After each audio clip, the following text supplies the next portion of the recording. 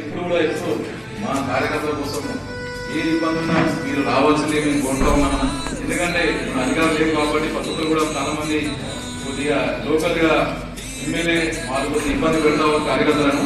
ఈ అటువంటి సందర్భంలో మా కార్తీకాలు పిల్లలందరూ వస్తావు కాబట్టి మీరు కూడా ఒక్కొక్కసారి మా కాన్ఫరెన్స్ కి రావాల్సింది మేము కోరుతా ఉన్నామన్నా. ఏది అందరం కూడా జై కార్తీకన్న. ఎందుకంటే ఉద్యమంలో పాల్గొన్న ప్రతి ఒక్క నాయకుడు పార్టీని వదిలేసి ఒక్కరు పోయారన్నా. మధ్యలో వచ్చిన మధ్య కొంత వెళ్ళిపోయారు కాబట్టి వాళ్ళు మనకి ఎటువంటి లేదని ఏమున్నా అందరం కూడా పార్టీకి వెళ్ళేవేళ మేము ఉద్యమం ఏ విధంగా ఉన్నామో ఇప్పుడు అదే విధంగా ఉంటామన్నా. మీరు మాకు భరోసా కల్పించండి అన్న. మేము ఉన్నామని మేము ఎప్పుడు కూడా మీకు పార్టీకి అండగా ఉంటాం, మీకు అండగా ఉంటామన్నా.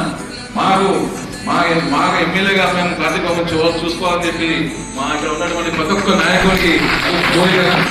ఏది ఏమైనా అందరం కూడా ఇక్కడ విచ్చేసినటువంటి నాయకులందరికీ మరొకసారి ధన్యవాదాలు తెలుపుతూ జై తెలంగాణ, జై ఇండియా, జై తెలంగాణ చెప్పుకుంటే ఇప్పుడున్నటువంటి కాంగ్రెస్ వాళ్ళు ఒక కాదు కదా ఇట్లా కండ పట్టుకుని భయపడుతున్నారు. వాళ్ళ కండ వేసుకుని భయపడుతుంది. మనము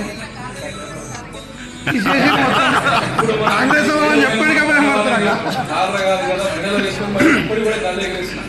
అది మా తెలంగాణ పార్టీ గొప్పతనం. ఇప్పుడు రాజేంద్ర డివిజన్ కార్పొరేట్ రచన జయప్రకాశ్ మాట్లాడుతున్నాం.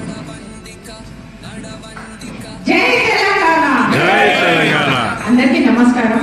ఇక్కడికి వచ్చిన మన కార్యకర్తలు, మరి డివిజన్ ప్రెసిడెంట్, వేదిక మీద ఉన్న మన వర్కింగ్ ప్రెసిడెంట్ అయిన కేటీఆర్ అన్న గారికి, మరి మన మహేశ్వరం ఎమ్మెల్యే అయిన సబితమ్మ గారికి, కార్తీక్ అన్న గారికి, ఎమ్మెల్యే కాంటెస్ట్ చేసిన మన నాగజ్యోతి గారికి, అనంత రెడ్డి అన్న గారికి, సుభాష్ అన్న గారికి, వెంకటేష్ అన్న గారికి, ప్రతి ఒక్కరికి నా నమస్కారం. ఇవాళ వచ్చేసి చాలా సంతోషం ఉంది. ఎందుకంటే శ్రీరామ్ రెడ్డి వెళ్ళిపోయినందుకు అత్తాపూర్ డివిజన్ ఖాళీగా అయిపోయిందని అనుకున్నాం, కానీ శ్రీరామ్ రెడ్డి అన్న వచ్చినందుకు దానికి ఫుల్ఫిల్ అయిపోయింది. ఇంకొకటి నర్మదమ్మ అన్న కూడా వచ్చినందుకు కూడా చాలా సంతోషమైంది. ఇంకొక రాబోయే దినాలలో కూడా మన తెలంగాణ కేసీఆర్ ఏవేవి పనులు చేసినారో అందరికీ ప్రతి ఒక్కరికి తెలుసు.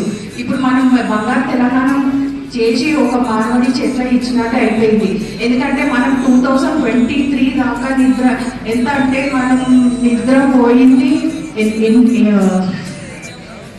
2023 నుంచి ఒక మానవుడి చెట్ల ఇచ్చినట్టు అయిపోయింది. ఎందుకంటే మనకి కరెంటు కొరత కానీ నీళ్ళది కానీ అన్నిట్లా చాలా మంది ఇబ్బంది పడుతున్నారు.